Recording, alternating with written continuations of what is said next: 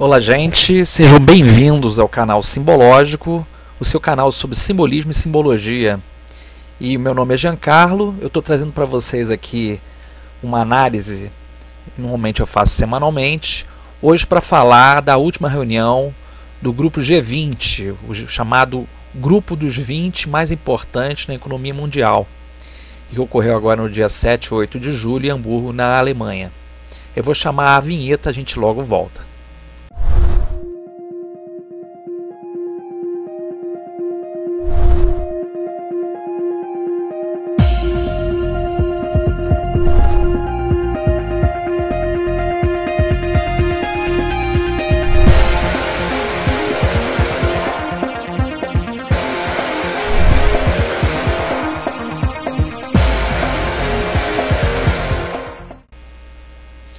Eu escolhi a astrologia para a gente poder conversar sobre esse último evento, porque toda vez que ocorre alguma reunião importante envolvendo as economias mundiais, normalmente são traçadas novas estratégias quanto ao futuro. Isso diz respeito às crises que ocorrem nos continentes, às decisões políticas e econômicas que são importantes para regular ou regularizar a economia no mundo, os tratados, as conversações para poder evitar crises maiores. Lembrando que o grupo dos 20 foi uma derivação do grupo dos 33 e surgiu muito pela necessidade, devido às crises dos anos 90, crises econômicas, que também se concentraram no continente asiático. Então eu fiz aqui dois mapas especificamente. O grupo dos 20 ele foi criado a partir do dia 26 de setembro de 1999. Eu procurei a hora, não encontrei, então eu botei uma hora média aqui, meio-dia, em Berlim, Alemanha. A bem da verdade, algumas pessoas vão perguntar, mas Jean, a reunião oficial ocorreu em 2008, em Washington, quando na época presidia o George Bush. E aqui no caso, eu procurei fazer baseado na exatamente abertura do grupo de G20, quer dizer, quando ele realmente foi criado, que foi no dia 26 de setembro de 1999. Então eu dou como ponto de partida esse mapa. É nesse mapa que eu vou me apoiar em relação a algumas interpretações do próprio grupo, da política, dos objetivos, das intenções. E também eu fiz o mapa da última reunião que ocorreu agora no dia 7 e 8 de julho. Então eu coloquei 7 de julho às 9 horas da manhã em Hamburgo, na Alemanha. Eu vou procurar traçar aqui um referencial. A primeira coisa que eu quero apresentar para vocês aqui, em relação ao mapa do grupo G20, a gente vê o seguinte: vamos desconsiderar o ascendente e as casas, porque, como eu disse, a gente não tem uma certeza em relação ao horário. Tá? O que a gente vai tomar aqui? O Sol em Libra, que normalmente visa muito a igualdade, a competência no sentido social, no sentido de justiça, no sentido de buscar um denominador comum que seja bom para todos. A Lua, que está em Áries, que tem uma natureza muito combativa e dá muita vontade, determinação, encorajamento.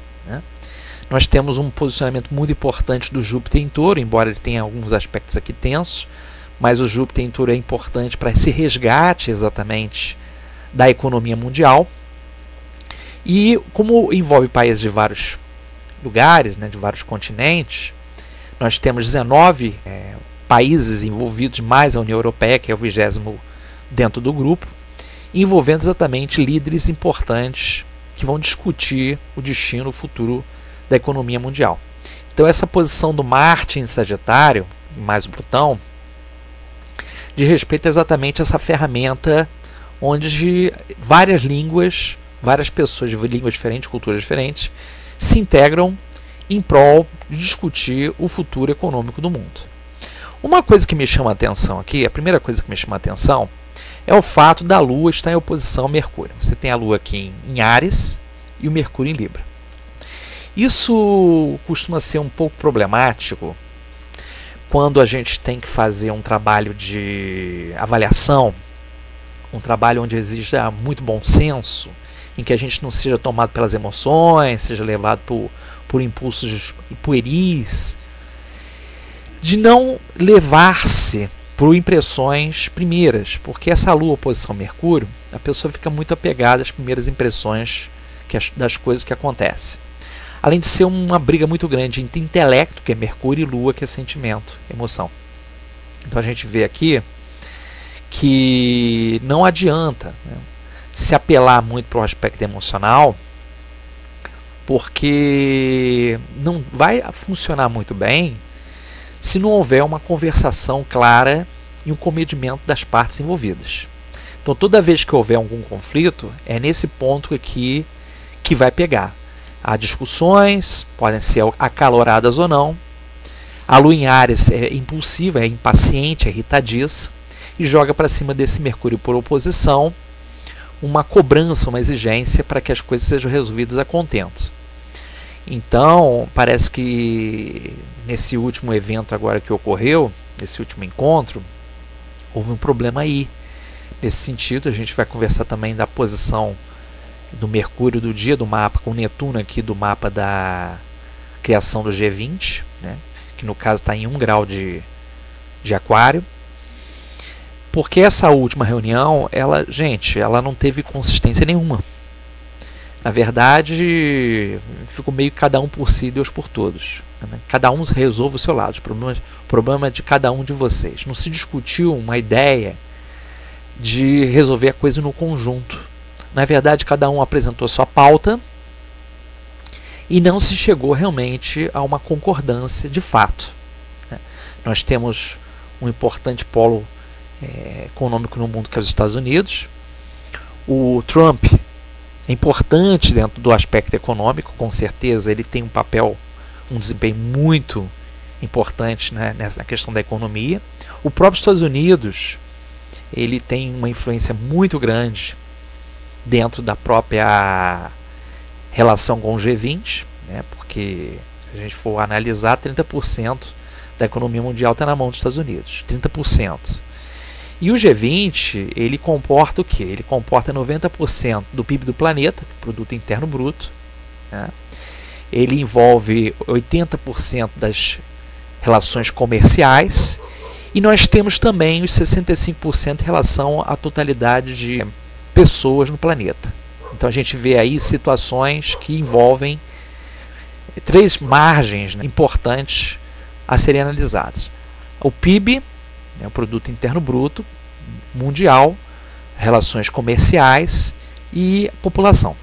Então aqui a gente vê que há um problema aqui relacionado com esse mapa hoje, porque se a gente pegar inclusive o dia, né, se a gente pegar aqui o dia, já vou colocar aqui reunião em relação ao mapa, o que a gente tem aqui? A gente tem uma configuração onde o Júpiter está muito próximo do Urano, no mapa do G20. Então isso traz cisão, isso traz ruptura de acordos. Aquilo que estava combinado previamente é desfeito. Isso tem muito a ver com os Estados Unidos, porque os Estados Unidos está rompendo muitos acordos. Ele está tentando concentrar a atenção especificamente na economia interna do país. Se a gente pegar o mapa da reunião e a gente pegar o dia do encontro, olha esse contato aqui, ó, Netuno com Mercúrio. Então isso aí, ao meu ver, é uma posição bem complexa, bem complicada, que envolve mentiras. Tudo aquilo que é discutido, que é conversado, não deve ser levado a sério. Esse Mercúrio, quando está em contato com Netuno, traz muita tendência a logro, a engano. Então não houve uma conversação, não houve um acordo consistente. E uma coisa que ocorre também, essa posição do Sol e do Marte em oposição ao Plutão, que eles querem tirar um poderoso da jogada. Então há uma pressão muito grande em cima dos Estados Unidos. E isso foi conversado com um amigo meu, que considera um dos cabeças, né, em discussão de temas econômicos no Brasil, que é o Cleber Bermani. o Cleve concorda comigo e ele acrescentou algumas coisas bem preciosas em relação a tentar tirar o dólar como moeda corrente nas negociações comerciais.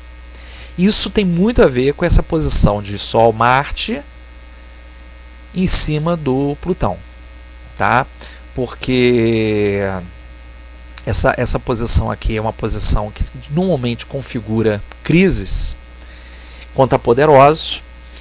Não há uma satisfação muito grande, né? Porque a China também está pressionando. A China faz parte desse grupo, né? Ela é a segunda economia mundial. A China vem pressionando muito por uma solução e eles têm interesse em se tornar a primeira economia do mundo. Só que a negociação, quer dizer, o acordo dos Estados Unidos com o mundo, isso aconteceu principalmente depois da Segunda Guerra Mundial, e no período da Guerra Fria, os Estados Unidos teve que se posicionar economicamente, porque a União Soviética estava ali de olho. Existe aqui uma necessidade de reformulação nas negociações e nos acordos comerciais, tá? Então os Estados Unidos meio que disse, Trump, né? O Trump falou, olha, ou é do meu modo, nada vai ser feito. Então ele coloca as cartas porque ele tem a economia na mão. E ali eles maquiaram muito a questão dos acordos e negociações. O que eles empurram para a gente é um grande imbróglio, ao qual isso traz em curto e médio prazo colapso. Por exemplo, os grandes polos, os grandes blocos econômicos que nós temos no mundo, como o Mercosul, NAFTA, né, e outros, eles são praticamente paliativos, eles já não existem de fato. Eles estão ali apenas para cumprir um protocolo. Mercosul, a zona do euro, né? Então, aquilo ali é só para cumprir protocolo. Eles, na verdade, não têm mais um papel a desempenhar. Então, existe realmente um desgaste muito grande na economia mundial. Existe um cuidado, exige a necessidade de cuidado para não haver um colapso. Todos têm muita preocupação contra a questão de guerra. Isso é um fato também. Algum tipo de embate que possa afetar a economia mundialmente. A Europa é uma das que pode sair mais prejudicada, mais lesada. A economia da Europa hoje patina. A Alemanha praticamente carrega nas costas toda a economia europeia.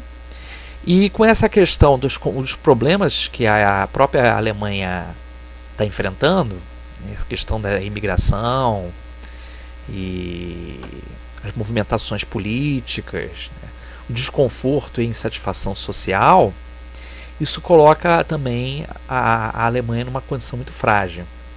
E aí esses países que estão de fora observando isso, ficam se perguntando, e aí, se acontece algum problema mais sério na Europa, como é que a gente vai reagir e administrar isso?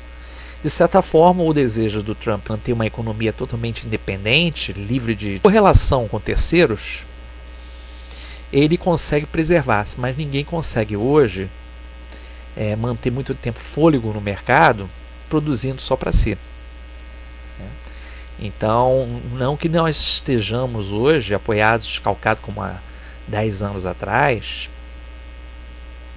numa economia globalizada. O conceito de globalização acho que caiu no lugar comum e perdeu um pouco o sentido. Já não existe mais. Então, ocorreram muitas tensões. A China, por um lado, também não quer ceder. Os Estados Unidos está disposto a fazer um movimento mais internalizado, fechando um pouco o acesso às outras economias. Ele sabe que se der muita margem para a China cresce. A China depende dos Estados Unidos também, inclusive para a questão de desembocar os produtos dela. E a China ela consegue se manter muito em função da mão de obra escrava, né? Convenhamos, muita da coisa que acontece na China. A China é um dos países que mais possui mão de obra escrava. As pessoas ganham uma merreca, é claro que você vai ficar rico a partir do momento que você paga pouco ao seu empregado e você acaba faturando muito. Então você vai passar o mínimo para as pessoas. As pessoas vão trabalhar por um prato de comida. Tá? Esse Saturno em Touro em mau aspecto com Vênus, traz um problema muito sério com a questão de acertar os ponteiros econômicos. A gente lembra que Vênus é regente de Touro de Libra, no caso aqui o dispositor de Saturno e do Júpiter, e isso traz muito desconforto. Eles vêm com desconfiança, principalmente Estados Unidos, os países maiores, de economia mais forte, vêm com desconfiança. A Merkel fica numa saia justa aí. A figura da Vênus em Leão tem muito a ver com a questão também da Merkel, tá? Então eu sinto que eles estão colocando panos quentes, tentando relevar que essa crise não se instale de uma maneira muito cruel. A gente teve em 2008 um período muito problemático para a crise no mundo.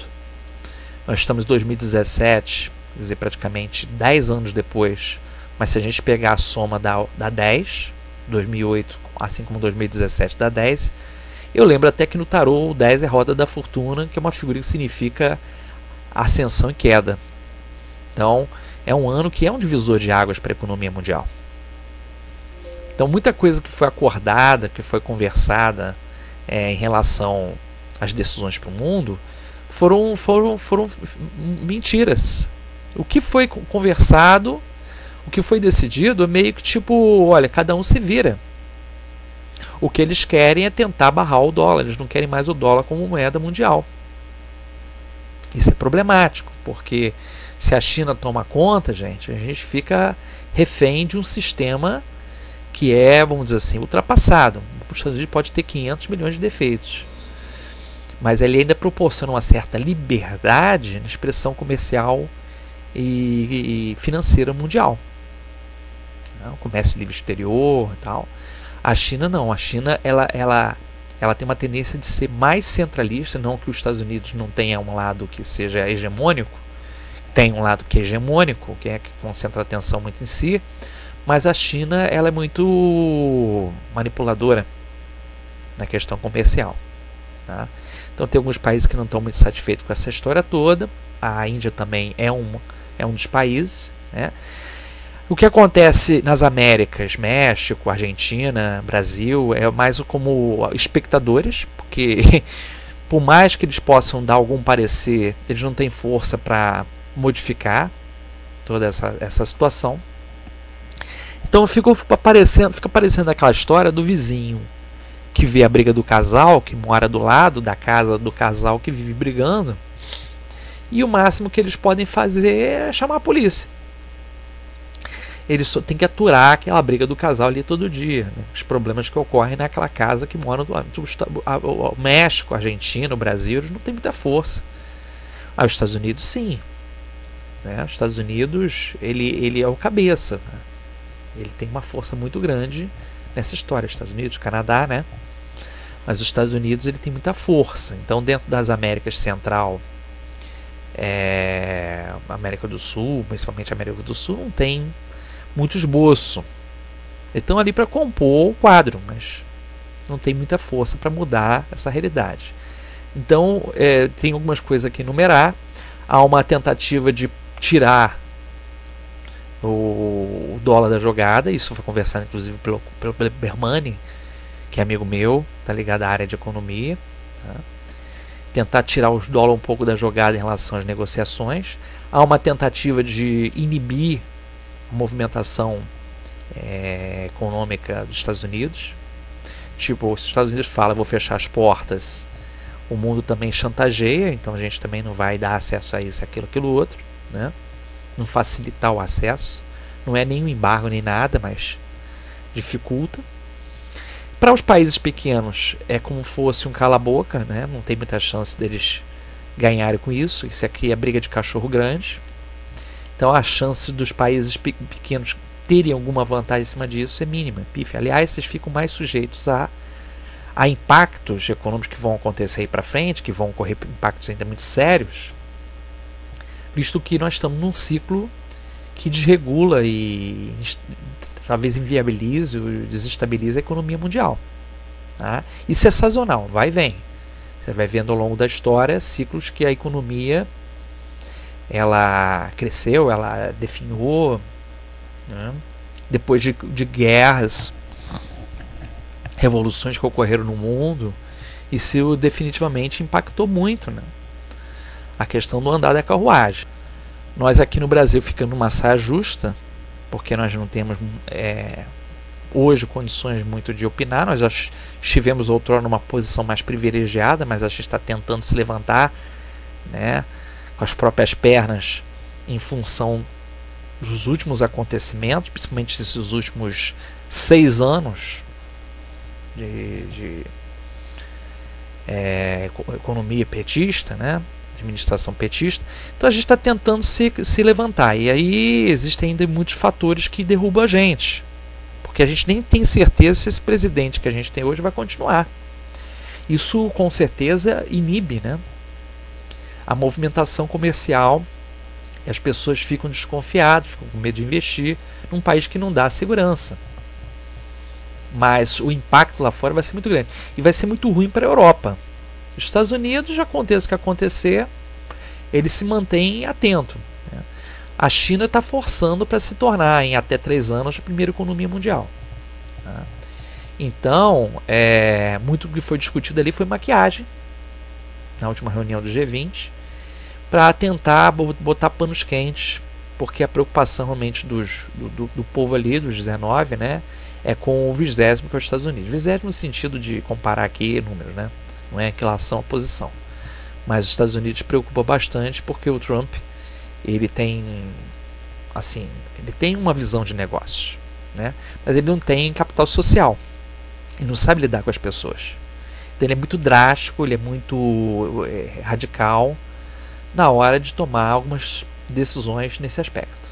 E eu acredito que em 1 ano e meio a gente tem aí uma resposta do que aconteceu aqui, até de repente acontecer a próxima reunião do G20, possa explodir aí alguma coisa que vai decidir o futuro econômico do mundo. O fato é que há um endividamento de alguns países, há um problema muito sério ainda dentro da Europa. A Europa não conseguiu ainda respirar, ela está muito dependente, né, para conseguir sair desse buraco, e os Estados Unidos pode dar uma banda aí e deixar todo mundo na mão. Dito isso, eu agradeço a audiência de vocês. Eu volto na semana que vem com mais um vídeo, sempre com propostas, ideias, assuntos que sejam importantes, que a gente trabalhe dentro do discurso simbólico, envolvendo oráculos, mitos, magia, tudo que esteja ligado à questão da narrativa humana, do imaginário, dos sonhos, fantasia, da arte. E é sempre um prazer estar aqui com vocês. Eu vou ficando por aqui. Um abraço para vocês.